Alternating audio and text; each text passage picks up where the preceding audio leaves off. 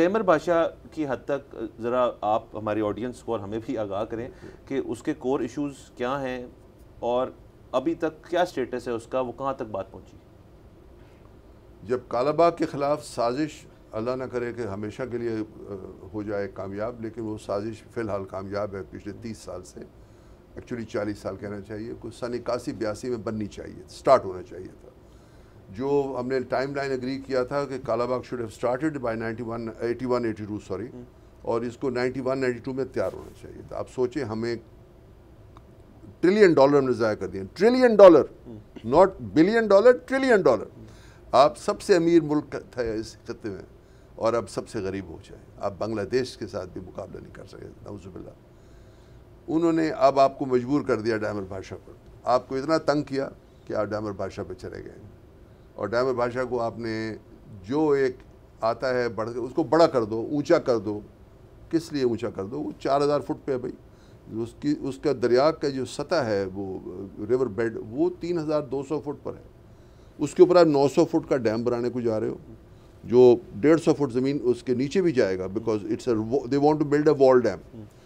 جب میرے استاد جو ایک بہت عالی شان انجینئر تھے پاکستان کے, doctor Ghulam Safdar Butt, PhD in geotechnics, انہوں نے جب PhD کی امریکہ میں 1966-67, تو تہلکہ مچا دیا انہوں نے امریکہ میں.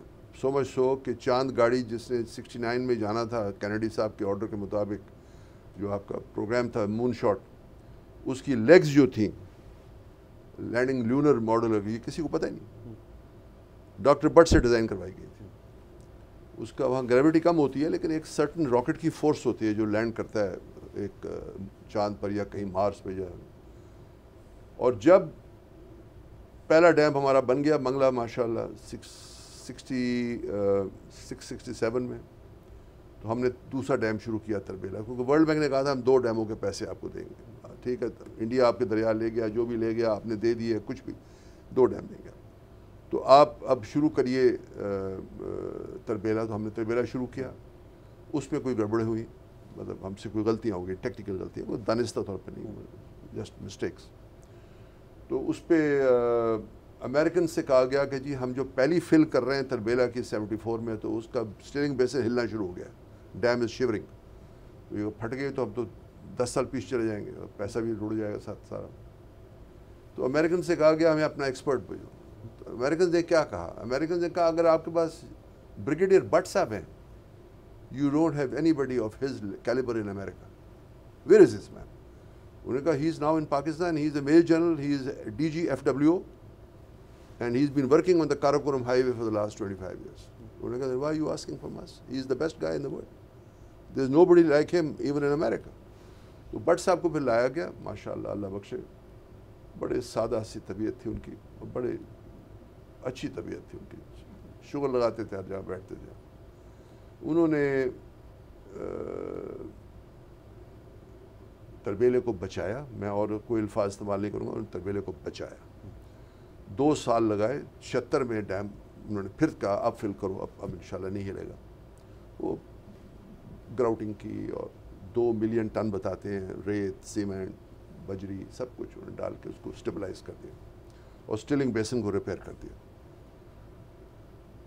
اب 2 ڈیم بن گئے آپ کے, اور یہ کیا بنے؟ ECRD, ارتھ کور راک فل ڈیمز.